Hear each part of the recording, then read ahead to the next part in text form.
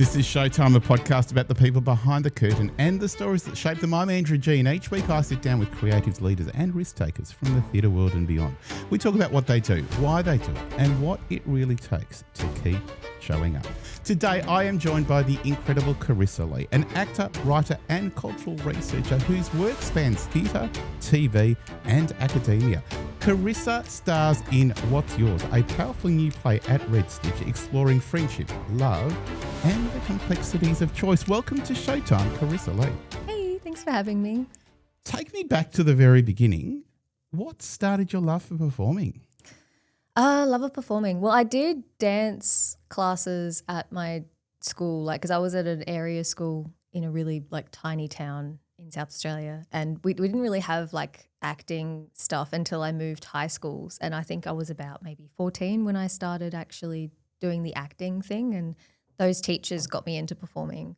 And one of my teachers, John Crouch, who has sadly passed away, he got me into doing more Shakespeare and that kind of stuff. And he was the one who told me about Drama Centre in Adelaide because he went there. And so that kind of planted that in my head, and I eventually auditioned for that place. So that's kind of where it started in high school, really. Do you remember your first time on stage and what it felt like? Well, technically the first time on stage, because my mum was in a band, she was in many bands when I was growing up. So I would constantly be crashing her performances. I mean, it wasn't disruptive or anything. They'd just keep playing. But my brother and I would be running around on stage quite a bit. So I think I really loved that pretty early on, just being up there and the energy of it and having this beautiful kind of performative energy, but also the energy you're getting from your audience. I think I got that pretty early on when I was little with my mum doing that. So it's almost like a second home for you, the stage. It's a really nice way of putting that. I think so, yeah. I mean, once I get past the nerves, I'm kind of this is nice. And I think, it's kind of like you get a chance to yarn with people. It's really nice. I think. And do you still get nerves, opening night nerves or even mid-season nerves? Oh my goodness, yeah, because I have anxiety as well. This show, I definitely had big nerves during our previews, and it took a while for that to kind of fall away and I could actually start kind of sinking into the character a little better. And I think I definitely get nerves every time. And I remember teachers and people constantly say nerves are a good sign. It means that you care about it, which I think is kind of true, but at the same time it would be nice to do a show without freaking out. But I do still get nerves for sure. And I think it's nice. It feels like the performance is more, activated? There's kind of a thing, you're very aware. If you get too slack, that's where stuff kind of falls apart, I think. That's just my experience, I think. And do you think your anxiety is triggered or soothed by going out on stage and being in front of people? Eventually it's soothed. It's quite funny actually. This is such a weird thing, but when I'm anxious, I find it hard to eat. I have to actually make an effort to eat. And then when I'm usually about halfway through the play, I'll start getting hungry. And that's when I know that I'm okay. And it's kind of weird and it sucks because then I start thinking, oh no, is my stomach going to grumble during a really quiet scene, which I don't think will happen. But that's when I kind of know I'm good. It's really strange. But that's how lately I've been feeling I'm actually all right. This is kind of nice. Do you keep a little stash of snacks backstage? I don't get to be backstage with this one. We're on stage the whole time, unfortunately. It's not unfortunate. It looks really beautiful. But for most shows I would have a little snack or something backstage. Growing up, are there any particular performances or artists that inspired your love of performing other than your mum?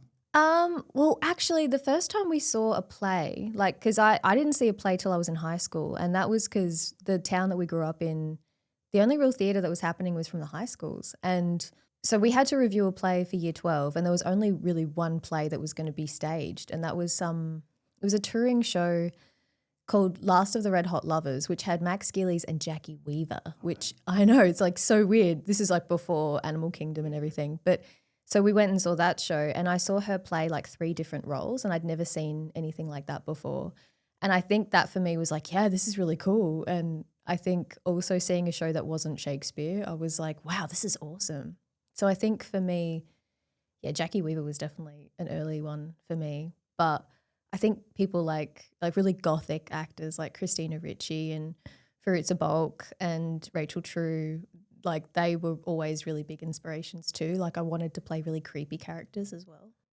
So that year 12 experience when you were, I don't know, 16, 17, was that your first experience as to what this big world of theatre, live performance, other than Shakespeare and gigging with your folks was all about? Pretty much, yeah. That was the first time I'd ever seen a play, definitely. And we did, when we were doing our like year 12 performances, we always did Shakespeare's. Like our high school kept kind of rotating the same 3 Shakespeare plays. So I ended up doing like, I think I did Much Ado About Nothing twice, and then I did Twelfth Night and Midsummer Night's Dream. But yeah, they're the 3 plays that they kept on rotation. So that was kind of my main kind of reference point for what theatre was those kind of plays. How did you feel when you discovered that there was more to the world than a Shakespeare play? Oh man, it was cool. Because when I was auditioning for Drama Centre, I was like, what do I audition with? Because I had a Shakespeare ready to go. But then I contacted my old drama teacher. I'm like, I need something else because I have no idea what other plays there are. And he gave me this play, No Sugar by Jack Davis. And I played one of the male characters in that, Jimmy. And reading Jack Davis, who's a Noongar playwright, and seeing how language can be written phonetically, which I was kind of familiar with Shakespeare, but seeing it done mob way was so cool. And it was really exciting. And I was like, what? This is just so awesome. And it felt like it kind of sat in my body a little easier than Shakespeare did. And I loved Shakespeare so much, but at the same time, seeing something that was made for me was really lovely. And it was, and then when I went to Drama Centre and discovered all these other playwrights, it was so exciting that I wasn't kind of in this tiny little box of Shakespeare all the time. So what is it that keeps drawing you back to performing? Yeah, good characters, like really amazing characters, good writing. I love the feeling. Like this idea of community, I think, is very prominent in any kind of acting because you're part of a huge team. You've got not only your audience that are there to listen to the yarn, but you've got these amazing artists you get to work with who create the sound that holds you in scenes, and the designers who get to decide what kind of stuff like armor you're going to wear in a way, and the worlds that are built for you. It's just such a beautiful thing. And your castmates, like having this camaraderie, I think is a really beautiful thing. And I love being part of, I guess, a little family. And I think that's a huge thing that keeps bringing me back is that you get to be part of something and telling stories that are really important sometimes. Like it's nice. I mean, it's nice to get gigs that are fun and that kind of stuff. But when it's something that is giving space for voices that wouldn't otherwise be heard, that's really nice too. Yeah. You mentioned family and community, and of course you're performing at Red Stitch at the moment, and I've had the pleasure and privilege of seeing quite a few works at Red Stitch. It does have a real family community vibe to it, doesn't it? It really does, yeah. It's so beautiful, I think. And I bet, like, being such an intimate space too, like there's this kind of freedom with that you can be there with people in a more intimate sense and that you're having a yarn, like you are kind of there with them, which I find really nice. And even just like, the ensemble and them who are coming to support us and that kind of stuff. And even, Ella, who is in charge of Red Stitch, has been so supportive, and all of them have been really wonderful about catering to all of us. And I think, it's just really nice. It's not usual that you get that kind of support.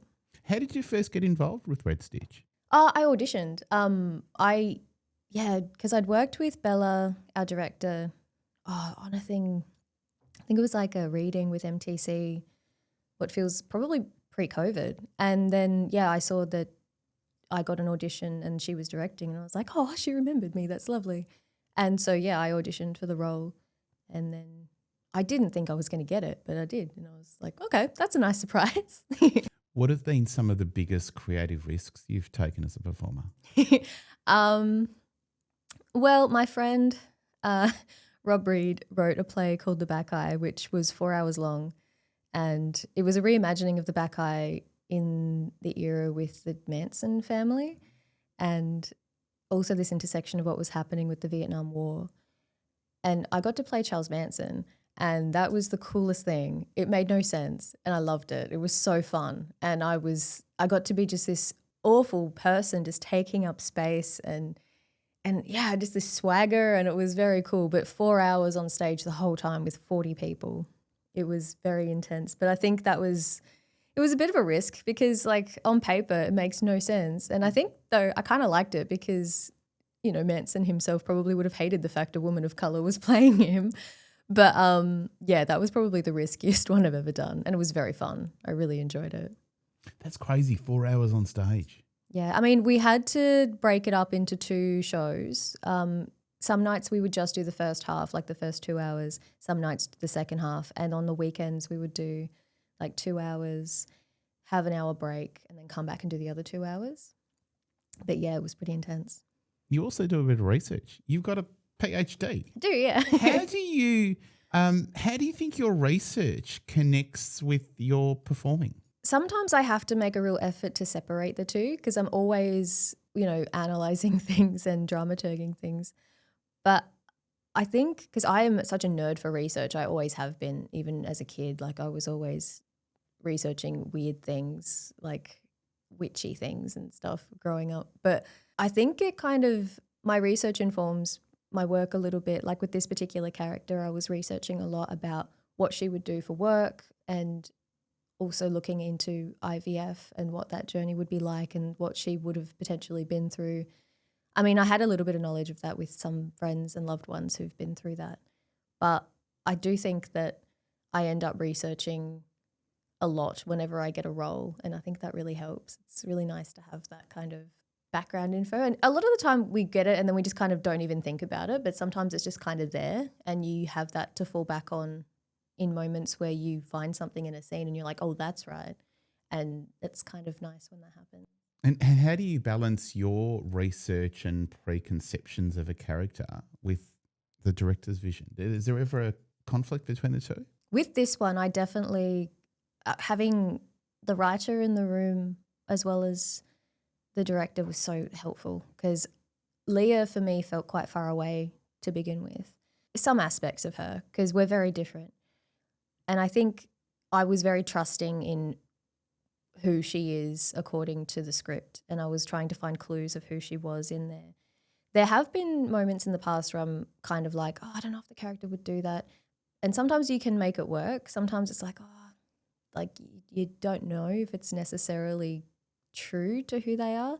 But with this character, I do feel like who she is very much there on the page, which is really, really helpful. And I think there was room for me to explore and make her who she should be. And I think, if anything, Bella helped steer me away from what could have potentially been a more, I guess, apologetic character. Because I think for me, having to ask for help or having to be in that situation, I'm very apologetic. Whereas she's like, no, Leah knows what she wants.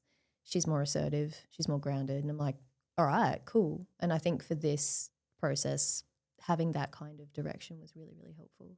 For those that don't know and haven't seen it yet, can you tell me a little bit about What's Yours? Okay, well, What's Yours is about 3 people, Leah, Simon and Joe. Leah and Joe were best friends in in uni. And they were so close. They were, you know, that best friend that knows everything about you and you just sort of intertwined in such a way that they're your person. Anyway, Joe ends up hooking up with Simon and they have a relationship for a bit and then they eventually break up. And Joe and Leah have sort of grown apart as well because, you know, heading towards the end of uni, you end up in your respective industries and sometimes that means you grow apart. And yeah, Leah and Simon end up getting together and that causes issues with Joe, and so Joe and Leah never really talk again. Then you kind of fast forward to Simon and Leah have been trying to have a baby and they can't because Leah has a bit of a fertility difficulties with polycystic ovary stuff and other things going on. And so they find out that Joe has frozen her eggs and they ask her for her eggs if she would donate. And so that's where everything starts to get a bit interesting. And it's like, yeah, it's such a awful situation to be in. But yeah, it's just such a really interesting exploration of how you would approach such a situation and what level of, I mean, I don't want to use the word like desperation, but how serious a situation would have to be that you would be like, let's ask, let's see what happens. Sounds like there's a lot of emotional complexity in this role. You talked a little bit about people in your circle that have gone through parts of this, but how do you prepare for a role like that? Yeah, the research, listening to a lot of podcasts, and I read some academic papers on the psychological sort of aftermath of things like IVF and what the hormones can do to your body, and it can actually affect your mental health and that kind of stuff. And I was looking into, like kind of what kind of sciencey things Leah would do. But yeah, I think the main focus for me was the IVF journey and making sure that that was being portrayed properly. And I think that that was probably the main prep that I did. I didn't realize that I was kind of impacted by the role as much as I was, like, because I thought, oh yeah, this is fine, because the rehearsals were so safe and it felt like such a beautiful way of working. I think the prep kind of happened during rehearsals too, and it was really, really nice. But yeah, I didn't realize I was kind of taking it on a little bit until I realized I wasn't watching any serious TV anymore. I was starting to gravitate towards more comedies and that kind of stuff, and I'm like, wow, I don't really watch this kind of stuff. I'm like, I must need this. Like my body's just kind of steering me in that direction because I need a bit of a break from the serious stuff. So yeah, but yeah, the prep I think was mainly the research, and it was just so nice because we would have yarns in rehearsal as well about, other people's fertility journeys and stuff that we'd heard, stuff that we had gone through. And I think that was part of it, like this beautiful collaboration and establishment of safe space, I think was a huge part of that. Big questions like friendship, love and boundaries are tackled in this. Has it changed the way you think and approach the people around you? I think I've been very mindful about how, like, because I'd never considered who might have gone through a difficult fertility journey until now. Like, I mean, it comes up and you talk to people about that stuff, but then when you're inviting people to a show like this, you go, oh, just a heads up, this is about this. You just kind of are like, oh, you don't know anyone. Like, you don't know everyone's full story. And it's like, oh, just in case, I mean, I'm not assuming, but in case this might be triggering, it's about this. And it's kind of nice thinking of people in that respect, because I think you should always have that in mind to make sure people are okay. But yeah, like the amount of people that have been through this kind of stuff is just huge. It's definitely made me reassess, especially as we get older around this kind of age, that people have had to go through this journey quite a bit. It's not that uncommon. Is there a particular scene or moment in the show that really gets to you emotionally night after night? Yeah. There's a couple. Like it's the way Kizzy's written it, it's so amazing. Like, because you start in one spot and then she kind of takes you, like just from my character's perspective, she kind of takes you exactly where you need to go emotionally and then kind of pulls you back out, which is nice because then you're not left there, which is great. But yeah, I think from scene 6 through to scene 9. Oh, actually, scene 6 onwards is intense. Like it's and I get little breaks, which is nice. Poor Carissa doesn't. She's there forever. Oh, she's like an athlete. Like she's such an amazing actor. But yeah, 7 is probably the meatiest one, but it's an emotional journey from about 6 onwards for me. It's because we kind of have a bit of fun in the first half and it's a bit of a laugh, but and there are moments of laughter and stuff throughout, but yeah, emotionally scene 6 onwards, I'm just a bit of a mess. You mentioned athlete, and it's not a big commercial musical with lots of dancing, but I imagine it's a real workout for you emotionally as much as anything else. It really is. Like during the day I have to make sure that I'm drinking lots of water and like eating a decent amount and getting enough rest, like trying to make sure I'm getting a bit of rest before I come into the theatre, because it is huge and I want to make sure that I'm not thinking of anything else and I'm very present and I'm there with everybody. But yeah, like there is just, it's a lot. And having to be on stage the whole time too, you have to be constantly on and constantly listening. And it's kind of nice because you can kind of those moments where you are off stage but the audience can still see you, you have to still be there in a way as the character because you're sort of representing this idea of them when you're not in the scenes. And it's such an interesting thing to explore. But at the same time, it is exhausting. Like having to hold attention for that long is very tiring. But it's good. Like I'm grateful that the story is structured in such a way that you're not left in this sad puddle. It's nice. What's been the audience response so far? We've had like a bit of a mix. The preview audiences were kind of fun because they were kind of saying things and responding quite largely during scenes. And it's like, okay, it's nice. I kind of like it. It's like a yarn. Like it's good to get that feedback. It's yeah, like, and there are jokes. I mean, that's always the way with shows. Like sometimes you don't realize there are jokes until the audience is laughing and you're like, is that funny? And like that happens with me so much because a lot of stuff goes over my head. And I just like say the thing and they laugh. I'm like, was that a joke this whole time? And it's crazy. It's a lovely surprise though, especially in a show like this because I love the laughter that comes because it is, it's a little bit heavy, this show. And so the moments of laughter are beautiful little pockets of. Just little breaks. Yeah, like you can breathe a little bit. And yeah, so that's been really nice. And people who are there with you, like the one that meaty scene I was telling you about, people are there with us and they're reacting and it's so nice because it feels like, I mean, yeah, it feels like we're sitting together because we're so close to the audience and they're just there and we're talking. And it feels very like they're there and it's kind of not scary in that aspect. It's kind of nice to share that with us because there's a quote that I always hear. It's like a sorrow shared is halved. And so the pain that we kind of have to go through in that scene, it feels shared. And I think for something of this content, I think that's kind of important to know that we're not alone in this stuff. So yeah, I think that's been probably the nicest thing for me. The hardest scene has ended up being one of the ones I've enjoyed the most.